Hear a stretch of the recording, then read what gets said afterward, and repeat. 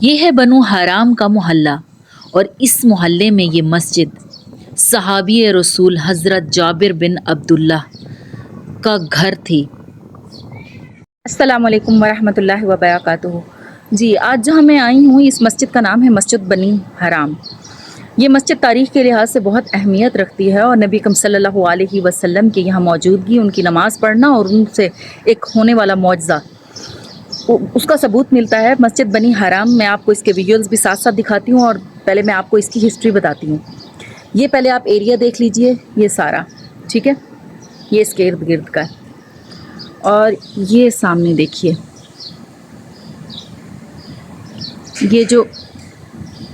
یہ آپ کو یہ پہاڑی نظر آ رہی ہے، یہ جبل سلا کے دامن میں یہ جگہ موجود ہے۔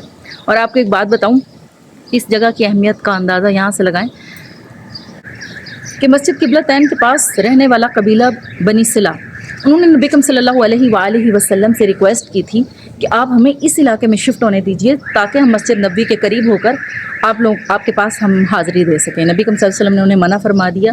بہرحال مسجد بنو حرام سے ریلیٹڈ یہ ہے کہ غزوہ خندق کے موقع پر جب یہاں پہ کھدائی کا کام جاری تھا، یہ آپ دیکھ رہے ہیں جو میں نے آپ کو پہلے دکھا رہی تھی، یہ پہاڑی، یہ جبل سلا ہے، اس کے بالکل پاس یہ مسجد موجود ہے۔ تو جب خندق کا کام چل رہا تھا تو یہاں پر حضرت جابر بن عبداللہ رضی اللہ عنہ کا گھر تھا، تو وہ بھی خندق کے کھودنے والے صحابہ میں شریک تھے۔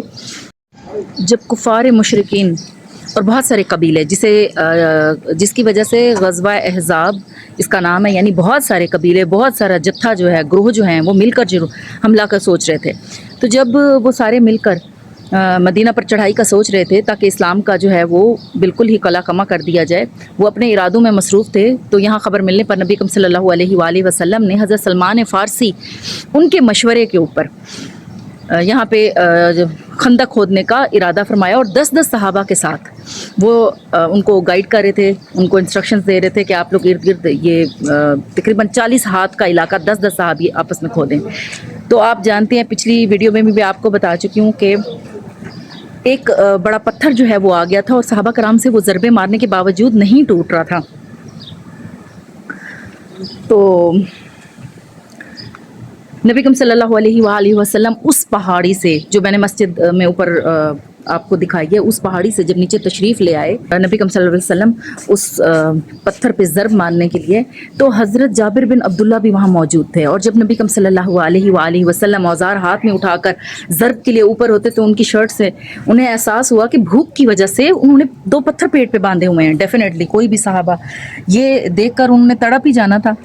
تو حضرت جابر بن عبداللہ کو سخت اس چیز کی تکلیف ہوئی، اور یہ حال کافی صحابہ کرام کا تھا، بھوک کی شدت کے ساتھ وہ خندق کھود رہے تھے۔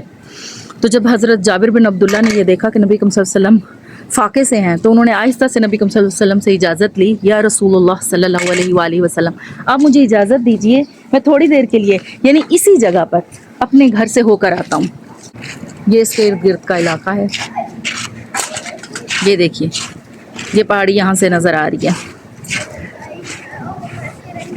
اس کا ایک اور ویو ہے، یعنی یہاں سے، یہاں یہ سامنے سے اور ادھر سے بھی یہ سارے جو پہاڑی ہے نا وہ نظر آتے ہیں، جو یہاں کے جبل ہیں وہ ارد گرد سے بھی نمایاں ہوتے ہیں۔ تو وہ گھر آئے اور انہوں نے اپنی بیوی سے پوچھا، یہ مسجد کا ویو دیکھیے،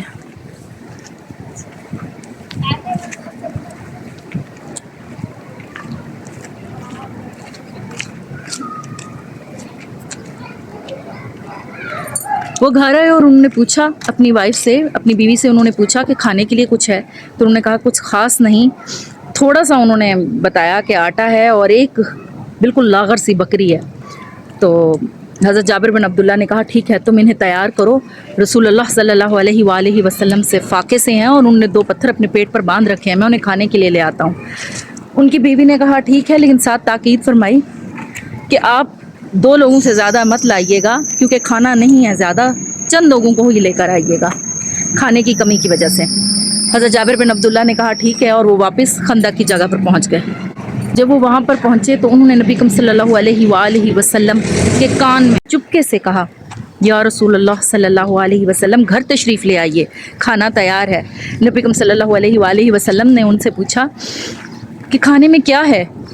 تو حضرت جابر بن عبداللہ رضی اللہ عنہ نے فرمایا گوشت اور روٹی ہے۔ تو نبی کریم صلی اللہ علیہ وآلہ وسلم نے فرمایا کہ آپ اپنی بیوی سے کہیں کہ وہ کھانے کو ڈھک دے اور اس کو کھولے نہیں۔ حضرت جابر بن عبداللہ وہ گھر آئے اور انہوں نے اپنی بیوی کو یہی نصیحت کی۔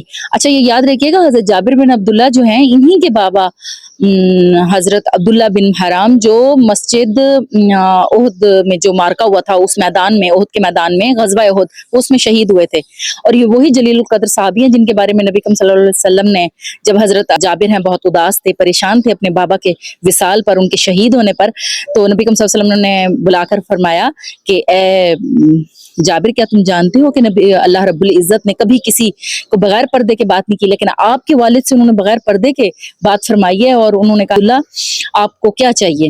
تو حضرت عبداللہ نے کہا کہ یا اللہ میرا دل چاہتا ہے کہ کئی بار، سینکڑوں بار، لاکھوں بار آپ مجھے اسی طرح سے اس معرکے میں بھیجیں اور میں شہید ہو جاؤں اور آپ کی راہ میں قربان ہو جاؤں۔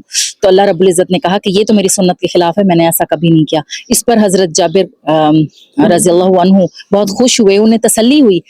تو یہ ان کے والد سے ریلیٹڈ میں آپ کو واقعہ بتا رہی ہوں کہ انہی کے ہی بیٹے ہیں حضرت جابر بن عبداللہ، حضرت عبداللہ کے بیٹے ہیں۔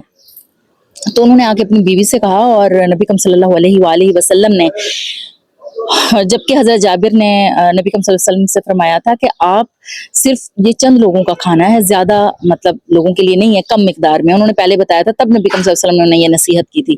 تو نبی کریم صلی اللہ علیہ وآلہ وسلم جو ہے وہ انہوں نے اعلان کر دیا، انہوں نے کہا کہ ڈیفینیٹلی نبی اکرم صلی اللہ علیہ وآلہ وسلم تھے، میرے آقا کریم، یہ کیسے ہو سکتا تھا کہ خود فاقے سے، اور باقی صحابہ کرام بھی فاقے سے خندق کھود رہے ہیں، تو کیسے ہو سکتا تھا کہ وہ کھانے کے لیے آئیں اور صحابہ کرام کو وہ انوائٹ نہ کریں؟ تو انہوں نے صحابہ کرام سے بھی کہا، اور تقریباً روایات کے مطابق آتا ہے 1000 سے 1500 کا لشکر تھا، اور اسی طرح انہوں نے کہا کہ 10 کر کے آئیں، کھانا کھائیں اور پھر باہر چلے جائیں، اور وہ اسی طرح کھانا ڈالتی رہیں، جب نبی کریم صلی اللہ علیہ وسلم گھر آئے اور انہوں نے اس کھانے کے اوپر اپنا لعاب دہن جو ہے وہ شامل کیا، اور روایات کے مطابق پھونک کا بھی ذکر ہے۔ بہرحال یہ انہی کا معجزہ تھا، انہی کی طرف سے تھا، انہی کی برکت کی وجہ سے تھا کہ وہ کھانے میں اتنی برکت ہو گئی کہ وہ نکالتی جاتی تھی ہنڈیا میں سے کھانا، سالن، اور وہ کم نہیں ہوتا تھا، اور روٹیاں بناتی جاتی تھی، آٹا ڈھکا ہوا تھا اور وہ کم نہیں ہوتا تھا۔ سبحان اللہ، ماشاءاللہ، یہ میرے نبی اکرم صلی اللہ علیہ وآلہ وسلم کی برکت سے یہ معجزہ رونما ہوا۔ اور اس طرح سے خندق کے دن وہ صحابہ جو بھوکے پیٹ کھانا کھائے بغیر خندق کھودنے میں مصروف تھے، الحمدللہ اللہ رب العزت نے اپنی رحمت سے ان کے پیٹ کو بھرا، ان کو تسلی دی اس صورت میں کہ اللہ رب العزت اپنے بندوں کے ساتھ ہمیشہ ان کے روبرو ہے، ہمیشہ ان کے ساتھ ہے۔ جو لوگ اللہ کی راہ میں بھوکے پیاسے اپنی جان نچھاور کرتے ہیں اور اپنی سٹرگل کو اپنے رب کے نام کر دیتے ہیں، تو اللہ انہیں کبھی نہیں اکیلا چھوڑتا۔ تو یہ اس مسجد بنی حرام کی اتنی برکت والی ساری سٹوری ہے تاریخی، تو یہ آپ لوگوں نے ماشاءاللہ سے سنی، امید ہے آپ اسے پسند کریں گے۔ اندر کے ویژولز بھی میں آپ کو دکھاتی ہوں کہ اندر سے یہ مسجد کیسے بنی ہوئی ہے۔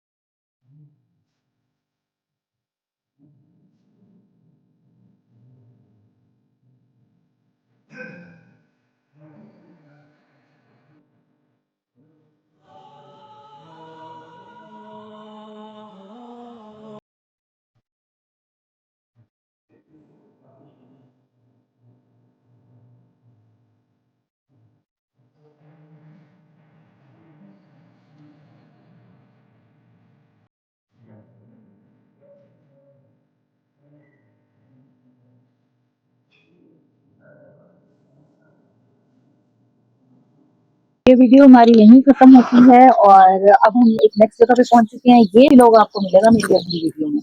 یہ اسی غزوہ خندق کا ہی پارٹ ہے. اب ہم موجود تھے اس جگہ پر. یہ جو گھر ہے وہاں مسجد بنی حرام ہے. اس سے تھوڑا سا اور آگے ہے. ہم اس جگہ پر پہنچ چکے ہیں. اس کا جو تعلق ہے وہ بھی نبی کی صلی اللہ علیہ وسلم اور اسی جگہ خندق کے ساتھ ہے. لیکن یہ آپ کو انشاءاللہ میرا پارٹ اگلی ویڈیو میں ملے گا.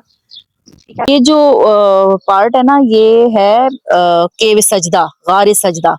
یہ اوپر دیکھ رہے ہیں, یہ جہاں بچے جا رہے ہیں, یہ انشاءاللہ ہم اوپر چلتے ہیں اور پھر میں آپ کو اس کی ہسٹری بتاؤں گی کہ نبی صلی اللہ علیہ وآلہ وسلم نے کون سی دعائیں مانگی تھیں اور وہاں پر انہوں نے جا کر شکر کا سجدہ ادا کیا تھا. تو یہ آپ کو ملے گا انشاءاللہ میرے نیکسٹ پارٹ میں.